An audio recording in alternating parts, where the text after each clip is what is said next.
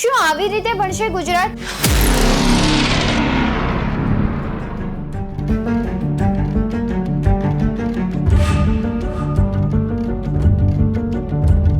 શિક્ષિકા કરી રહી છે વિદેશમાં પોતાનો વિકાસ.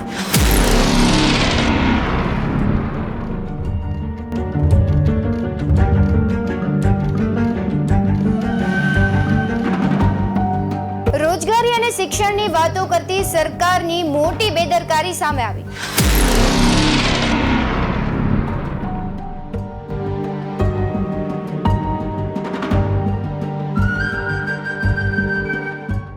નમસ્કાર, જનતા BS9 TV ન્યૂઝમાં આપની સાથે હું ભગવતી વિશાવડિયા.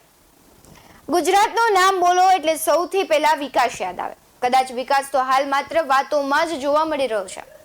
અવારનવાર બનતી ઘટનાઓને ધ્યાનમાં લેતા વાત કરું તો શિક્ષણ, વિકાસ, રોજગારી આવા બધા શબ્દો તો માત્ર શબ્દો જ રહી ગયા છે. વિકાસની હરોળમાં આગળ રહેવા જોતા પરિબળો સૌથી પાછળ છે. હાલ આ ઘટનાને જોઈ લઈએ તો લાગે કે વિદ્યાર્થીનું ભવિષ્ય ખરેખર ધૂંધળું છે.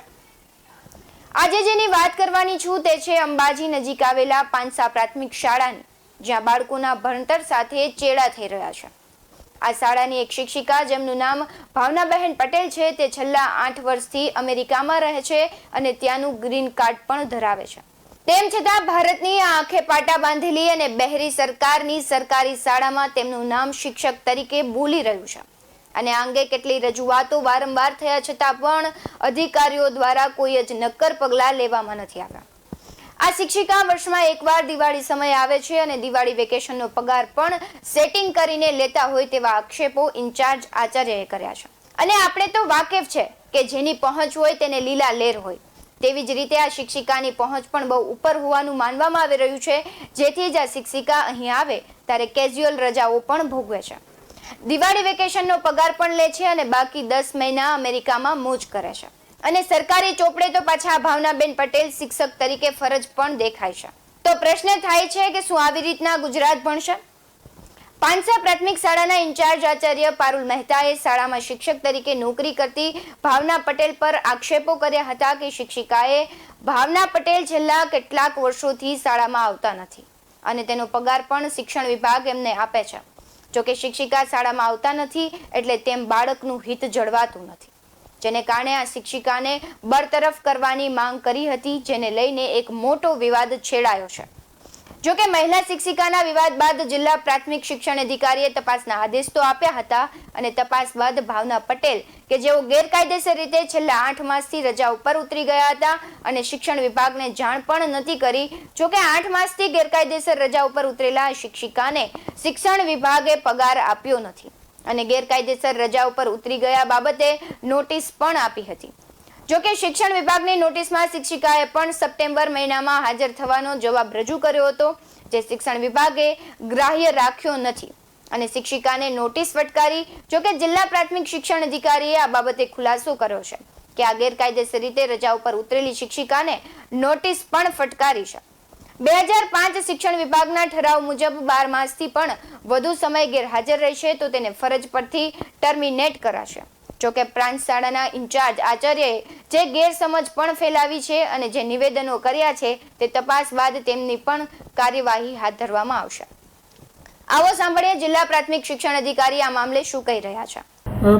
પાંસા પ્રાથમિક શાળાની અંદર ભાવનાબેન જે શિક્ષિકા છે, છેલ્લા 8 મહિનાથી બિન અધિકૃત રીતે ગેરહાજર છે. અમારા તાલુકા પ્રાથમિક શિક્ષણ અધિકારી દાતા જ્યારે મે મહિનાની અંદર શાળાની મુલાકાતે ગયેલા એ વખત આ બાબત એમના ધ્યાને આવેલ. તુરંત એમને જૂન મહિનાની અંદર શિક્ષિકાને નોટિસ આપવામાં આવેલ છે અને નોટિસનો ખુલાસો શિક્ષિકા મારફતે તાલુકા પ્રાથમિક શિક્ષણ અધિકારીને રજૂ કરેલ છે. જે ખુલાસો ટીપીઓ દ્વારા ગ્રાહ્ય રાખવામાં આવેલ નથી અને આગળની કાર્યવાહી કરવા માટે જુલાઈ મહિનામાં તાલુકા પ્રાથમિક શિક્ષણ અધિકારીએ અત્રે અહેવાલ કરેલ છે. અત્રેથી એ શિક્ષિકાને હાજર અને બિનઅધિકૃત ગેરહાજરી બાબતે નોટિસની કાર્યવાહી ચાલુ છે. વધુમાં શાળાના જે આસિસ્ટન્ટ આચાર્ય દ્વારા મીડિયાને કેટલીક મિસબ્રીફ કરવામાં આવેલ છે કે આ શિક્ષકને એમની બિનઅધિકૃત ગેરહાજરી દરમિયાન કોઈપણ પ્રકારનો પગાર ચૂકવવામાં આવેલ નથી. એમનું અમારું એસએસનું ઓનલાઈન પગાર બિલ પણ મારી પાસે છે.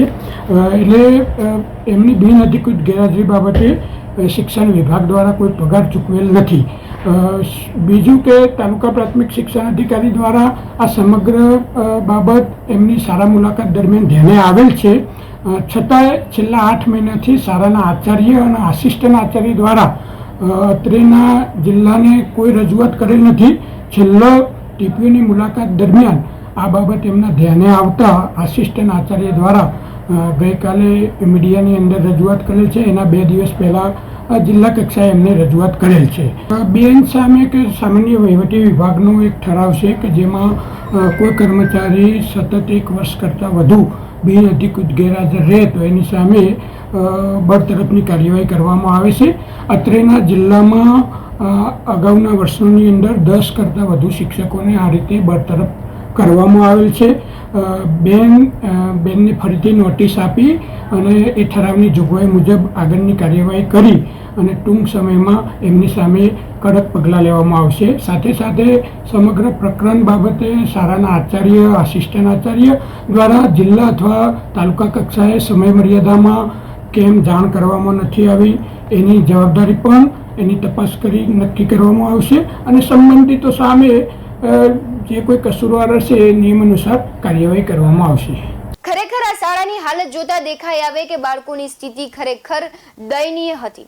આ બાળકોએ પોતાની શિક્ષિકાના દર્શન પણ નથી કર્યા. 2 વર્ષ થઈ ચૂક્યા છે ને આ બાળકો 3જા ધોરણમાં હતા. તે વખતે આ બાળકોને તે શિક્ષિકા જોયા હતા. હવે આ બાળકો ધોરણ 5માં અભ્યાસ કરે છે. 5મા ધોરણના મુખ્ય શિક્ષક ક્યાં છે તે બાળકો પણ રાહ જોઈ રહ્યા છે. શ્રી પાંજા પ્રાથમિક શાળા, હું અત્યારે ઇન્ચાર્જ આચાર્ય તરીકે છું. આ પટ્ટાની આદિવાસી પટ્ટાની એક આ શાળા છે. મારે આવે આ સ્કૂલમાં 9 મહિના જેવો ટાઈમ થયો છે. હવે આ શાળામાં મેં જોયું છે એક ભાવનાબેન પટેલ નામના શિક્ષિકા છે જે પોતે અમેરિકા શિકાગો સ્થાયી છે અને વર્ષમાં 1 મહિનો આવે છે. એટલા માટે આવે છે કે હું ચાલુ શિક્ષક છું એ ગણતરી કરાવવા માટે, અને આ ચાલી બી રહ્યું છે કેટલાય વર્ષોથી. અને બાળકોનું હિત શું? બાળકોને એક શિક્ષકની જરૂર છે ત્યારે આ બેન ત્યાં ફોરેનમાં બેઠા છે અને જગ્યા રોકીને બેઠા છે. તો ભાઈ કાં તો શિક્ષક હાજર થાય, કાં તો એમની જગ્યા ખાલી કરે. અને એમને બધું મળી જ ગયું છે. હવે કહેવાનો મતલબ 27માં રિટાયરમેન્ટ થાય છે તો સમજીને ખાલી કરી દે જગ્યા, કાં તો હાજર થઈ જાય. પ્રાથમિક શાળાનું ભણતર એ પાયાનું ભણતર હોય છે અને સરકારની નિષ્ક્રિયતા અને અધિકારીઓની મિલીભગત, અધિકારીઓને આંખે પાટા બાંધી ભાવનાબેન પટેલ છેલ્લા 8 વર્ષથી અમેરિકા છે અને ત્યાંના નાગરિક પણ છે. તેમ છતાં શાળામાં શિક્ષક તરીકે કેવી રીતે નોકરી ચાલુ બતાવી શકે? શું આ શાળામાં ક્યારે ઇન્સ્પેક્શન નહોતું થતું કે પછી અધિકારીઓ સાથે પણ ભાવનાબેન પટેલની લાગવગ છે? કારણ કે આટલા સમયથી જો શિક્ષક હાજર ના રહે તો અધિકારીઓને પણ ધ્યાનમાં આવવું જ જોઈએ. ક્યાંક ને ક્યાંક શંકાના દાયરામાં અધિકારીઓ પણ આવી રહ્યા છે. અધિકારીઓ પર મસમોટા સવાલો પણ ઊભા થઈ રહ્યા છે. આ માત્ર એક જ ઘટના નથી કે જ્યાં બાળકોના ભવિષ્ય સાથે રમત થતી હોય, પરંતુ આવી તો અનેક ઘટનાઓ ઘટે છે. હાલમાં જ જોઈએ કે ફોરેસ્ટ ગાર્ડની પરીક્ષાને લઈને આંદોલન થઈ રહ્યું છે અને તેની પહેલા પણ નીટ અને શિક્ષકોની ભરતીને લઈને છબરડાઓ થાય છે. તો હવે જોવાનું રહ્યું કે હજી આવી ઘટનાઓ થતી રહેશે કે પછી ભારતના ભવિષ્ય માટે સરકાર કોઈ પગલાં લેશે. આવા જ વધુ અહેવાલો સાથે ફરી મળતા રહીશું. તમે અમારી YouTube ચેનલને સબસ્ક્રાઇબ કરવાનું અને અમને Facebook અને Instagram પર ફોલો કરવાનું ભૂલશો નહીં. બાકી અવનવી અપડેટ સાથે આપ જોતા રહો BS9 TV ન્યૂઝ.